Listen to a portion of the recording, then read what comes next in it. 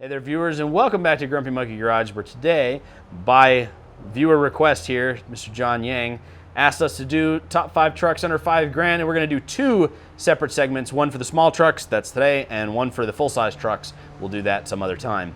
But I've started with these. Let's get started.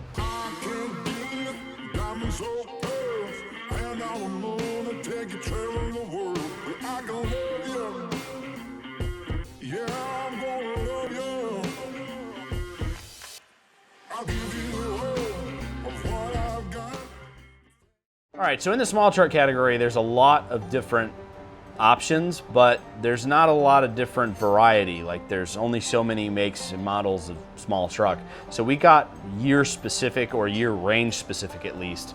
And the challenge with it being under $5,000 pretty much immediately eliminated Toyota. You cannot touch a Tacoma at all that's not completely clapped out and unusable to the average person for less than $5,000. I mean, if you find one with a bad transmission, it's still $8 grand, and you just can't. You cannot touch Tacomas. We'll show you some ads of Tacomas here that are really and still worth a fortune. So there's no touching those. So we're excluding that, but if you had to get a small truck, if you do find that golden Toyota Tacoma out there that is in this range, that's the one you should buy. But let's get to the more reasonable, readily available trucks. We're gonna start at the bottom of the list and go up to the best. So number 5, obviously the worst small truck you can buy is a typical Mopar product. But the Dodge Dakotas. Now, why is it on my top 5 list if I hate them? Well, because you have to acknowledge a good thing when you get a good thing. Every once in a while, Chrysler poops out a good idea. Being a small truck, the Dakota still has the ability to get a crew cab, which for this price point, it is the only truck you can get a crew cab in. So the crew cab Dakota, if you need a crew cab, this one fits that price point. It's also the only small truck that comes with a V8. So if you need that V8 to pull a boat or a camper and you still need a small truck for parking reasons or where you live, you can get a V8 and a crew cab in this small truck segment with the Dakota. So that's its benefits. Things you want to watch out for are the 4.7 liter. We talked about it briefly in our Jeep review, but the 4.7 liter Mopar Chrysler engine is a giant pile of shit, and there's no redeeming factor whatsoever to the 4.7, like none. Like, it gets horrible mileage, has no beans at all, and it just sucks. Like, just don't, it sucks. Do not buy it. If you're gonna get the Dakota, you need to stick with the 3.9 or the 5.2, 5.9. The big V8s or the very small V6. The 3.7 is really a 4.7 with 2 cylinders cut off. The 3.7's fared better, so it's better than a 4.7. If you find one really cheap, I wouldn't shy away from the 3.7, but definitely the 4.7 is completely off the table. Don't get that, it's horrible. You'll find lots of those in this cheap section here. The crew cab I touched on, the fact that you can tow a lot I touched on. The biggest con with it though is the reliability. The problem with these Dodge Dakotas is they do tend to eat a lot of parts and they cost a lot of money to maintain. If everything from bearings to, CV axles if it's 4-wheel drive. You've got the crew cab, the control arm bushings wear out a lot because you got a lot more weight on it. And there's a lot of issues you're gonna have to overcome. But with the 5.2, 5.9 or the 3.9, you've got pretty good reliability in the engine. It seems to be everything around it that gives trouble. So just keep that in mind. Again, this is cheap. Number 4 on our list is the Ford Ranger. Now, we're gonna get year specific with the Ford Rangers. 98 to 2011 is my number 4 spot. The reason is because it's the newest one on this list that you can get in this price point. You do have to hunt to find them in this price point, and a lot of them are manual transmission. So if you can't drive stick, this doesn't even apply to you. But they are newer trucks. They look nicer. If you've got, if you care what the neighbors think of you, this is the newest truck out there. It's got a lot more, I won't say that it has newer safety features though. It's still the same design since '93. It's got dual airbags and that's it. If you roll this over, you're still dead. So if you're looking for safety features, this might not be the way to go. Not saying that it's any less safe than the others, just that if you're getting something from 2011, this isn't winning any prizes when compared to its peers. But it is the only one from 2011 that'll fit in this price point. There's lots of used parts available. The truck is still within that 10 to 20 year gap. So a lot of junkyards still stock these Rangers. So if you're looking for used alternators, or you're getting a fender bender, you need a fender and a door, you can get those very readily available from salvage yards anywhere around here. And if you live up north, a lot of these Rangers haven't rusted away yet because they're still new enough. Number 3 spot, Chevrolet S10 / GMC Sonoma / Isuzu Hombre pickup trucks. Those are all the same truck, by the way. Specifically the 96 to 2003 model years. I like both engine options. The 2.2 is great on gas and very, very easy to maintain, very reliable. And the 4.3 is very strong, still good on gas, but it's very, very strong, so you can do a lot of work with it. And in fact, as you can see here, we did a whole review on this exact style of S10. I have one myself. I really like the truck. Its cons are that it has lots of body problems. So as we went over in our review, the doors fall off, the interior sucks.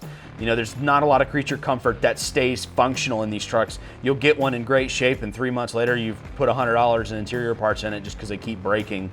That is something that's annoying. They're very easy to fix. They do have some emissions problems. If you live in an area that needs to pass emissions or smog, they have trouble with catalytic converters and EGRs and those sorts of things. So that's just something to think about. But the parts are very, very, very cheap. These are the cheapest parts of this entire list. And everything's very easy to fix. There's tons of forums out there for S10s. There's tons of parts availability. Everything is very easy to fix on them. So I like them a lot. Going back a little bit to that Ranger, one of the problems with it was its suspension, the 98 to 2011 Rangers. I mentioned the body problems of the S10. I didn't mention the Ranger suspension issues. Lots of ball joints on the two-wheel drives. I feel like every Ford comes in here of that generation has that issue. Moving to our number 2 spot, which is why I remembered, is the Ford Ranger again, 1996 and 97. Now, 95 to 93 could also be included in this, but only if you live somewhere that you have somebody who can work on those. Those OBD1 Rangers are the same reliability as the 96 and 97, but they're harder to diagnose problems on, and that can lead to trouble down the road. So that's something you want to consider is, do I have somebody who can actually fix this if it throws trouble? That 93 to 95 Ranger has those issues. But the 96 and 97 is OBD2, you can plug right in. You'll be able to get regular live data. Most mechanics can easily diagnose these problems if they have them. But they have a lot of benefits. They've got the twin I-beam suspension, so it does not have the suspension problems of the newer 98 to 2011 Rangers.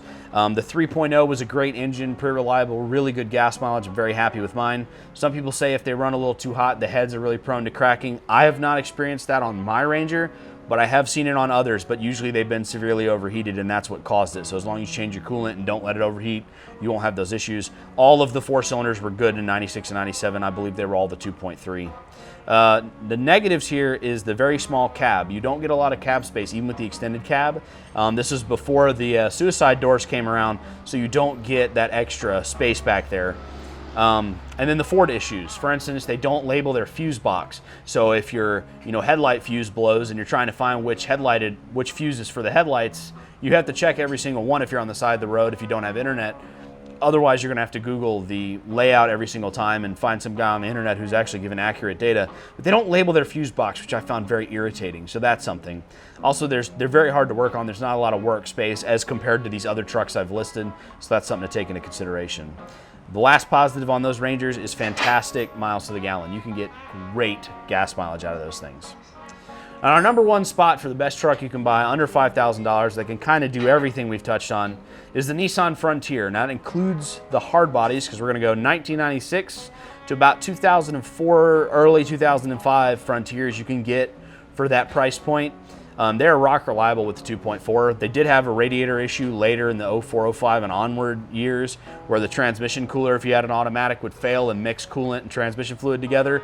My solution, the minute you get one of these Frontiers, put an aftermarket transmission cooler on there. You'll never have the problem. The problem is gone and you just won't deal with it. It's a very, very good truck otherwise. The 2.4 timing chain doesn't need very much maintenance. It's still got an old distributor. Very, very simple truck. But that's one of its fallbacks, is it is very bare bones interior.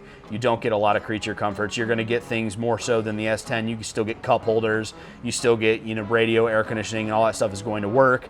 But the seats are very small, so if you're a larger guy, it's not really going to work for you very comfortably. That being said, I'm 6 foot. I fit them just fine. I love the trucks. I think they're very good. If you get them with a stick, they will outlive us all. The other engine option was the 3.3 and later the 4.0. I don't like the V6s as much. If I'm going to get a V6 small truck, I'm getting an S10 or a Ranger just because I get that bigger, better towing capacity, especially out of the S10, and it's more simple. The 3.3 especially, lots of vacuum lines, there's a timing belt, there's just more maintenance cost. So I'd try to get a Frontier that's a 4-cylinder. This you could get a crew cab, but not for under $5,000. I didn't find a single crew cab Frontier under $5,000, but they do exist. I just want to acknowledge they are out there. You could find them, but they're just super rare. So that's my top 5 list of trucks you can buy in 2022 and a little bit of pros and cons for each. We're giving examples of them on the sides of me here. I am going to throw in a bonus just because it's possible. Toyota pickups, as I'll show you a picture right here, 1990 to 1995.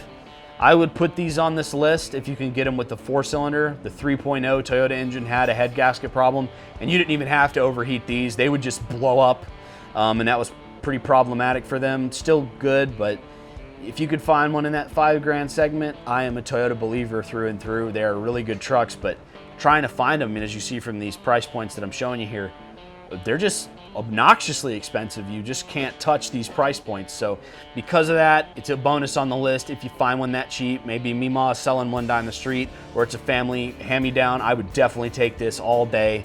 But just realize if you are buying one for under $5,000, you're going to get the reliability because it's a Toyota. You're probably going to get a very bare bones model though. These early Toyota pickups didn't have very much in the way of safety, didn't have very much in the way of, creature comforts. They were a very basic truck. But if you just want the reliability, if you're just done dealing with broken down cars, that is the way I would go, the 4-cylinder early 90s Toyota pickups. Well, that's all we got time for today. I hope you enjoyed our top 5 list. Be on the lookout for our top 5 full-size trucks under $5,000 to take a look at this year. And we'll see you next time on Grumpy Monkey Garage.